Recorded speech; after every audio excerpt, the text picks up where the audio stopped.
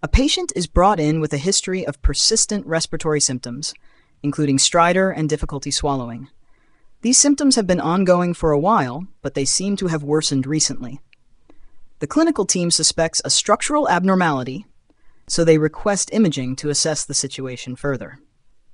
When I look at the chest X-ray, the first thing that grabs my attention is something unusual. The aortic arch is on the right side. Now, we know that in the vast majority of individuals, the aortic arch is on the left, so seeing it on the right is a significant finding. A right-sided aortic arch can often be asymptomatic, but in this case, the patient's symptoms point towards a possible vascular anomaly that might be causing compression of surrounding structures. As I trace the trachea on the X-ray, I notice it's not in its usual straight alignment. There's an anterior bowing of the trachea, and this suggests that something is pushing it from behind. What could that be? Well, a soft tissue opacity behind the trachea seems to be responsible for this anterior displacement. With these findings, the possibility of a vascular ring comes to mind. A vascular ring occurs when abnormal formations of the aortic arch or its branches encircle the trachea and esophagus, causing compression, which could explain this patient's respiratory symptoms and difficulty swallowing.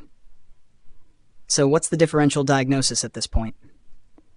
One consideration is a double aortic arch, where two aortic arches encircle the trachea and esophagus, leading to compression. Another possibility is an aberrant left subclavian artery, which can also cause similar symptoms due to its abnormal course around these structures. Given the severity of the patient's symptoms and the findings on the X-ray, further imaging is essential to confirm the diagnosis. A CT angiogram, or MRI, would be the next step to better visualize the anatomy and identify the exact vascular abnormality. Once confirmed, surgical intervention might be necessary to relieve the compression and improve the patient's symptoms. This case highlights the importance of recognizing vascular anomalies, especially in patients with unexplained respiratory or swallowing difficulties.